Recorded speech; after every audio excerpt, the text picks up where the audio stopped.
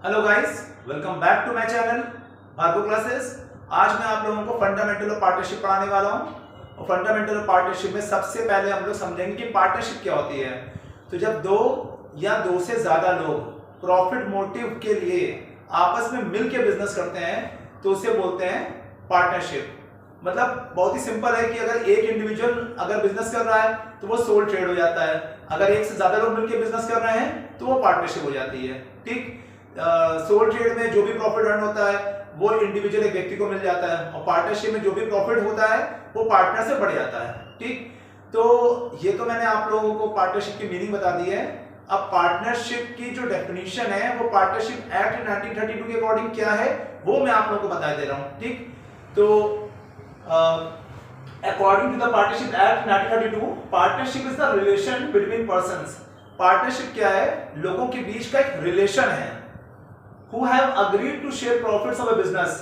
जो बिजनेस के प्रॉफिट को शेयर करने के लिए अग्री हुए हैं कि जो भी बिजनेस का प्रॉफिट होगा उसे पार्टनर्स आपस में बांट लेंगे। ठीक, कैरीड ऑन बाय ऑल और any of them acting for all. Carried on by all का मतलब ये होता है कि पार्टनरशिप में जितने भी पार्टनर्स हैं सब मिलकर के बिजनेस चला सकते हैं। एंड और any of them acting for all का मतलब ये हो गया कि सबकी जगह कोई एक पार्टनर भी अकेले बिजनेस को रन करा सकता है। तो ये जो मैंने डेफिनेशन आप लोगों को बताई है वो पार्टनरशिप एक्ट 1932 के अंदर बनाई है।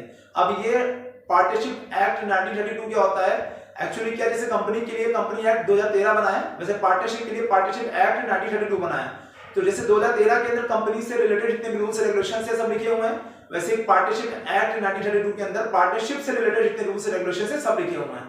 ठीक है, तो अब हम एक काम कर लेते हैं। अब हम लोगों ने पार्टनरशिप को पढ़ लिया है, पार्टनरशिप की डेफिनेशन को देख लिया है, हम लोग अब कैरेक्टरिस्टिक्स देख लेते हैं पार्टनरशिप की। वैसे तो नॉर्मली क्या होता है कि मीनिंग एंड कैरेक्टरिस्टिक्स दोनों ऑलमोस्ट सेम होते हैं और आप मीनिंग से कैरेक्टरिस्टिक्स बना सकते हैं, कैरेक्टरिस्टिक्स से मीनिंग बना सकते हैं, लेकिन फिर मैं अभी आप लोगों को कैरेक्टरिस्टिक्स बता रहा हूं। ठीक, पहला कैरेक्टरिस्टिक्स है इसका 2 और मोर पर्सन। मतलब पार्टनरशिप में जो मिनिमम मेंबर्स हैं वो 2 होने ही चाहिए, मिनिमम 2 होने चाहिए और मैक्सिमम जो होने चाहिए वो 50 होने चाहिए।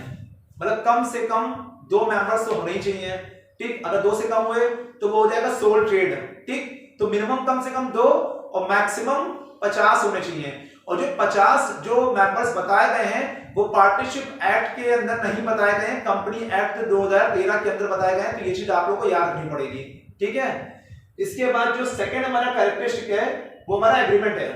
पार्टनरशिप जो फॉर्म होती है वो एग्रीमेंट के थ्रू ही फॉर्म होती है। जिस दिन पार्टनर्स के बीच में एग्रीमेंट हो गया उसी दिन से पार्टनरशिप फॉर्म हो जाती है। आपको कोई अलग से कोई लीगल फॉर्मेलिटी को पूरा करने की जरूरत नहीं है, बस आपने एग्रीमेंट बना लिया, एग्रीमेंट साइन कर लिया, आपके बीच पार्टनरशिप हो गई। ठीक, थर्ड जो कैरेक्टरिस्टिक है आपका वो है existence of business and profit motive. अब आप पार्टनरशिप कर रहे हैं तो कहीं ना कहीं आपका बिजनेस भी होना चाहिए। यूं ही नहीं कि आपने रैंडमली पार्टनरशिप बना ली और आपके पास कोई बिजनेस नहीं है, ऐसा नहीं होना चाहिए। मतलब कहीं ना कहीं दिखाने के लिए आपके पास बिजनेस होना चाहिए। ठीक, और इसके बाद प्रॉफिट मोटिव का मतलब ये है कि जो भी आप बिजनेस कर रहे हो उसका जो मेन मोटिव है वो प्रॉफिट मोटिव होना चाहिए। कोई नॉन प्रॉफिट मोटिव जो होता है वो पार्टनरशिप के अंदर नहीं आता है। ठीक, जो हमारा चौथा कैरेक्टरिस्टिक्स है वो है शेयरिंग ऑफ प्रॉफिट। कहने का मतलब ये कि जो पार्टनरशिप के अंदर जो भी प्रॉफिट हो रहा है वो प्रॉफिट पार्टनर्स के बीच में हम शेयर कर देंगे। ठीक, उनका प्रॉफिट शेयरिंग रेशियो कोई भी हो सकता है, वो 3:2:1 हो सकता है या 2:3:5 हो सकता है। वो तो पहले से पार्टनर्स डिसाइड कर लेते हैं और वो उनके पार्टनरशिप डीड के अंदर लिखा रहता है। ठीक, अगर क्वेश्चन में कोई भी इंफॉर्मेशन नहीं दी होती है तो पार्टनर्स के बीच जो प्रॉफिट शेयरिंग रेशियो होता है वो इक्वल होता है। तो ये चीज आपको याद रखिएगा कि अगर क्वेश्चन में कोई इंफॉर्मेशन नहीं दी है या फिर पार्टनरशिप डीड में अगर प्रॉफिट शेयरिंग रेशियो के बारे में कोई इंफॉर्मेशन नहीं दी है तो ये माना जाता है कि पार्टनर्स के बीच का जो प्रॉफिट शेयरिंग रेशियो है वो इक्वल है। ठीक, इसके बाद relationship of principal and agent. Relationship of principal agent का मतलब ये होता है कि पार्टनर्स जो होते हैं वो अपने आप में प्रिंसिपल भी हैं और एजेंट भी हैं। प्रिंसिपल का मतलब ये हो जाता है कि हर एक पार्टनर मालिक तो ही है तो प्रिंसिपल तो ही है, और दूसरा मतलब मालिक मतलब प्रिंसिपल है। ठीक, दूसरा मतलब ये कि एजेंट का मतलब ये कि हर एक पार्टनर दूसरे पार्टनर का भी काम कर सकता है। हर एक पार्टनर दूसरे पार्टनर का भी काम कर सकता है तो वो एजेंट के तौर पे भी काम करता है।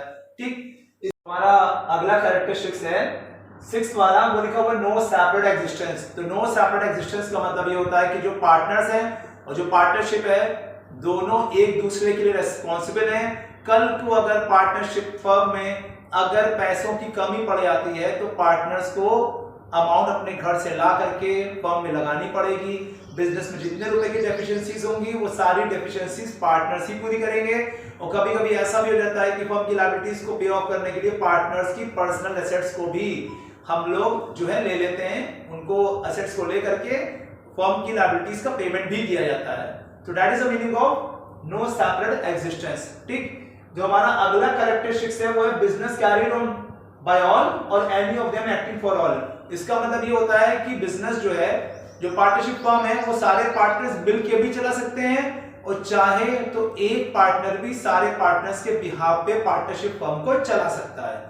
तो आज बच्चों मैंने आप लोगों को पार्टनरशिप के बारे में बता दिया है, उसके कैरेक्टरिस्टिक्स के बारे में बता दिया है और पार्टनरशिप एक्ट 1932 के अकॉर्डिंग पार्टनरशिप की क्या डेफिनेशन है वो बता दी है। अब मैं अगली वाली वीडियो में आप लोगों को इसमें पीएल एप्रोप्रिएशन को समझाऊंगा और समझाऊंगा कि कैसे इसमें पार्टनर्स से रिलेटेड जो पेमेंट्स हैं उनका पेमेंट कैसे होता है वो मैं आप लोगों को बताऊंगा। ठीक, थैंक यू।